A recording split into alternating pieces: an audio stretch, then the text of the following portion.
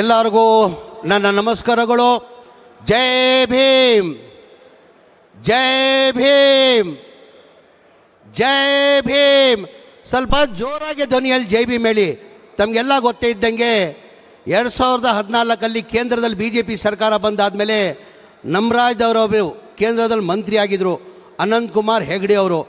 ಏನಂದರು, ನಾವು BJP ಸರ್ಕಾರ ಬಂದಿರೋದೇ ಸಂವಿಧಾನ ಬದಲಾವಣೆ ಮಾಡೋಕ್ಕಂತ ಹೇಳಿರೋದು ತಮಗೆಲ್ಲ ಗೊತ್ತಿರೋದೇ ವಿಚಾರ. ಇವತ್ತು ಬಾಬಾ ಸಾಹೇಬ್ ಅಂಬೇಡ್ಕರ್ ಸಂವಿಧಾನ ಕೊಟ್ಟಿಲ್ಲ ಅಂದರೆ ಈ ಕಾರ್ಯಕ್ರಮ ನೋಡೋಕ್ಕೆ ಸಾಧ್ಯ ಆಗ್ತಾ ಇಲ್ಲ, ನೀವು ಇಲ್ಲಿ ಕೂರೋಕ್ಕಾಗ್ತಾ ಇಲ್ಲ, ನಾನು ಇಲ್ಲಿ ಮಂತ್ರಿಯಾಗಿ ನಿಲ್ಲಕ್ಕೆ ಸಾಧ್ಯ ಆಗ್ತಾ ಇರಲಿಲ್ಲ. ಬಾಬಾ ಸಾಹೇಬ್ ಅಂಬೇಡ್ಕರ್ ಸಂವಿಧಾನ ಕೊಟ್ಟಿದ್ದ ಕಾರಣಕ್ಕೆ ನೀವು ಅಲ್ಲಿ ಕೂತಿದ್ದೀರ, ನಾನು ಇಲ್ಲಿ ಮಂತ್ರಿಯಾಗಿ ನಿಂತಿದ್ದೀನಿ. ನಮ್ಮ ಕರ್ತವ್ಯ ಧರ್ಮ ಆಗ್ತಾ ತಾನೆ ಜೋರಾಗಿ ಜೈ ಭೀಮ್ ಹೇಳೋದು.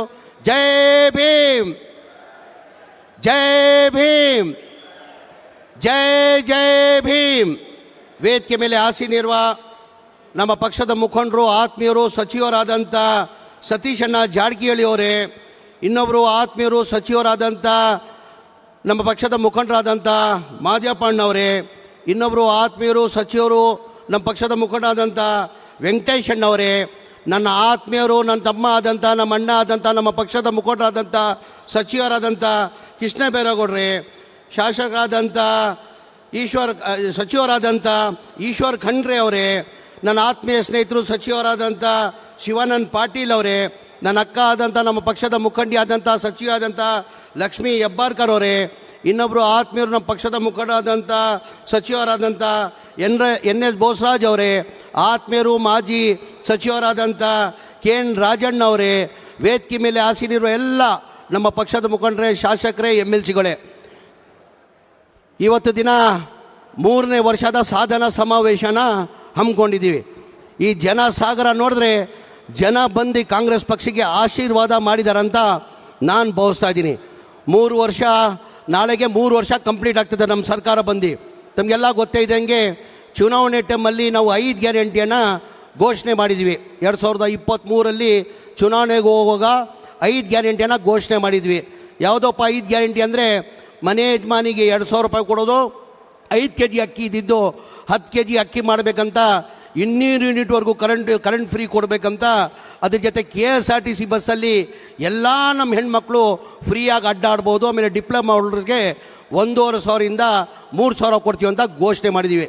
ಆವಾಗ ಅದು ನಂಬ್ಕೊಂಡು ಜನ ನಮ್ಮನ್ನ 136 ಸೀಟನ್ನು ಗೆಲ್ಸ್ಕೊಟ್ರು. ಇದೇ ವಿರೋಧ ಪಕ್ಷದವ್ರು ಏನಂದರು, ಈ ಗ್ಯಾರಂಟಿಗಳು ಲಾಗು ಮಾಡೋಕ್ಕೆ ಸಾಧ್ಯ ಆಗಲ್ಲ, ಈ ಗ್ಯಾರಂಟಿಗಳು ಲಾಗು ಮಾಡಬೇಕಾದ್ರೆ ಕನಿಷ್ಠ 55ರಿಂದ 60,000 ಕೋಟಿ ಆಗ್ತದೆ, ಬರೀ ಇವರು ರಾಜಕೀಯ ಭಾಷಣ ಮಾಡಿದ್ದಾರೆ, ಈ ಗ್ಯಾರಂಟಿಗಳು ಲಾಗು ಮಾಡೋಕ್ಕೆ ಸಾಧ್ಯ ಆಗಲ್ಲ ಅಂದರು. ನಮ್ಮ ಸರ್ಕಾರ ಬಂದು ಒಂದೇ ತಿಂಗಳಲ್ಲಿ 5 ಗ್ಯಾರಂಟಿಯನ್ನು ಜಾರಿ ಮಾಡೋರು ತಮಗೆಲ್ಲ ಗೊತ್ತಿರೋದೇ ವಿಚಾರ. ಅದರ ಜೊತೆಯಲ್ಲಿ ಒಂದೇ ಇಲ್ಲ, BJP ಅವ್ರು ಏನಂದರು, ಈ ಗ್ಯಾರಂಟಿಗಳು ಕೊಟ್ಟಿದ್ದರಿಂದ ಈ ಸರ್ಕಾರ ದಿವಾಲಿ ಆಗಿಬಿಡ್ತದೆ, ಸರ್ಕಾರದಲ್ಲಿ ದುಡ್ಡಿರಲ್ಲ ಅಂದರು.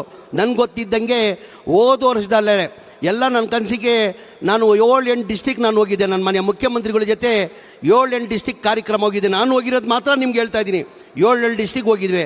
ಮೈಸೂರು ಒಂದು ಕಾರ್ಯಕ್ರಮ ಹೋಗಿದೆ. ಮೈಸೂರು ಕಾರ್ಯಕ್ರಮಕ್ಕೆ 3,200 ಕೋಟಿ ಹೊಸ ಕಾಮಗಾರಿಗೆ ಗುದ್ಲಿ ಪೂಜೆನ ಮನೆಯ ಮುಖ್ಯಮಂತ್ರಿಗಳು 3,200 ಕೋಟಿ ಮಾಡಿದ್ರು. ಅದ್ರ ಜೊತೆಯಲ್ಲಿ ಕೊಪ್ಪಳಕ್ಕೆ ಹೋಗಿದ್ದೆ ನಾನು. ಕೊಪ್ಪಳಲ್ಲಿ 1,600 ಕೋಟಿದು ಗುದ್ಲಿ ಪೂಜಾ ಕಾರ್ಯಕ್ರಮನ ಮಾಡಿದ್ರು. ಅದ್ರ ಜೊತೆಯಲ್ಲಿ ಈಗ ನಮ್ಮ ಬಳ್ಳಾರಿ ಜಿಲ್ಲೆಯಲ್ಲಿ, ವಿಜಯನಗರ ಜಿಲ್ಲೆಯಲ್ಲಿ ಆಗಿ ನನ್ನ ಅನಿಸಿಕೆ ನಾನು ಹೋಗಿರೋದು ಕಾರ್ಯಕ್ರಮದಲ್ಲಿ ಕನಿಷ್ಠ ಒಂದು 25,000 ಕೋಟಿದು ಹೊಸ ಕಾಮಗಾರಿಗೆ ಗುದ್ಲಿ ಪೂಜೆನ ನಮ್ಮ ಸರ್ಕಾರ ಮಾಡಾಗಿದೆ.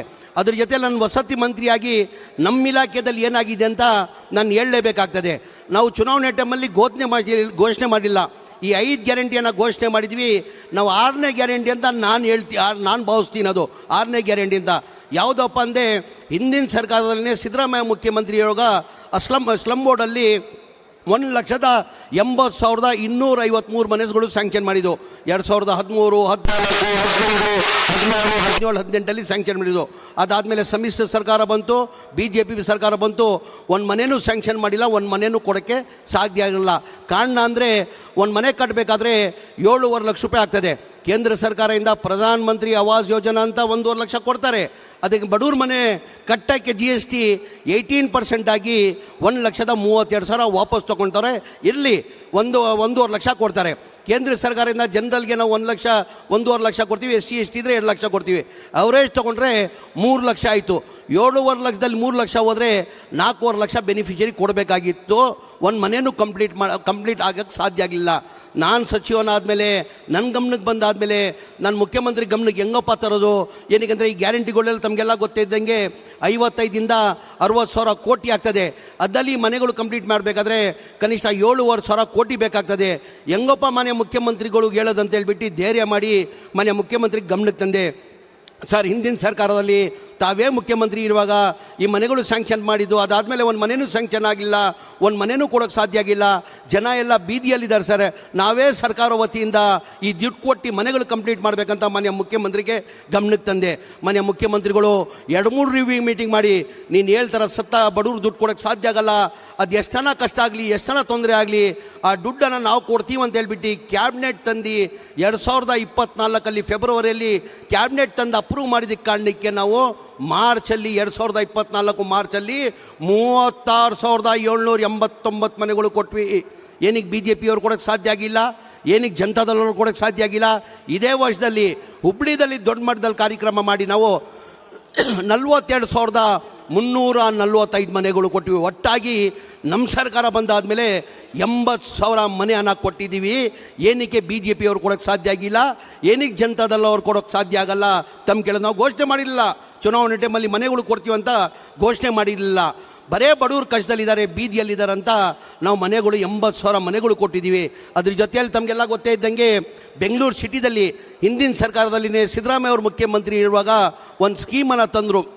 1 ಲ್ಯಾಕ್ ಹೌಸಿಂಗ್ ಸ್ಕೀಮ್. ಅಂದರೆ ಏನಕ್ಕೆ ಬೆಂಗಳೂರು ಸಿಟಿ ಭಾಳ ಎತ್ತರದಲ್ಲಿ ಬೆಳೆದಿದೆ. ಅವ್ರ ಪಾಪ ಭಾಳ ಬಡವರಿದ್ದಾರೆ, ಬೀದಿ ವ್ಯಾಪಾರ ಮಾಡೋರು, ಆಟೋ ಚಾಲಕರು, ಬಡವರು ತುಂಬ ಇದ್ದಾರೆ. ಅವ್ರಿಗೂ ಒಂದು ಮನೆ ಆಗಬೇಕಂತ 1,028 ಎಕರೆ ಜಾಗ ನಮ್ಮ ರಾಜೀವ್ ಗಾಂಧಿಗೆ ಮನೆ ಸಿದ್ದರಾಮಯ್ಯ ಅವರು ಮುಖ್ಯಮಂತ್ರಿ. ಹಾಗಾಗಿ ನಾನು ಹೆಚ್ಚಾಗಿ ಏನು ಹೇಳಕ್ಕೆ ಹೋಗಲ್ಲ. ನಮ್ಮ ಸರ್ಕಾರ ಬಂದು ತಮಗೆಲ್ಲ ಗೊತ್ತೇ ಇದೆಗೆ ನಮ್ಮ ಸರ್ಕಾರ ಬಂದು ನಾವು ಏನೇನು ಬಡವ್ರ ಪರ ಕೆಲಸ ಮಾಡಬೇಕಾಗಿರೋ ಕೆಲಸನ ಮಾಡಿದ್ದೀವಿ. ನಾನು ಹೆಚ್ಚಾಗಿ ಮಾತಾಡೋಗಲ್ಲ. ತಾವೆಲ್ಲ ಕಾತ್ರಿಂದ ಮನೆ ಮುಖ್ಯಮಂತ್ರಿಗಳು ಕಾಯ್ತಾಯಿದ್ರು. ಇವಾಗ ಮನೆ ಮುಖ್ಯಮಂತ್ರಿಗಳು ವೇದಿಕೆಯಲ್ಲಿ ಬರ್ತಾಯಿದೆ. ಆ ಕಾರಣಕ್ಕೆ ನಾನು ಹೆಚ್ಚಾಗಿ ಮಾತಾಡೋಕೆ ಹೋಗಲ್ಲ. ತಮಗೆಲ್ಲ ಆಶೀರ್ವಾದ ಸದಾ ಕಾಂಗ್ರೆಸ್ ಪಕ್ಷದ ಮೇಲೆ ಇರಲಿ ಅಂತ ನಾನು 2 ಮಾತಾಡೋಕೆ ಅವಕಾಶ ಕೊಟ್ಟು ನನ್ನ ಮಾತು ಮುಗಿಸ್ತೀನಿ. ಜೈ ಹಿಂದ್, ಜೈ ಕರ್ನಾಟಕ, ಜೈ ಕಾಂಗ್ರೆಸ್.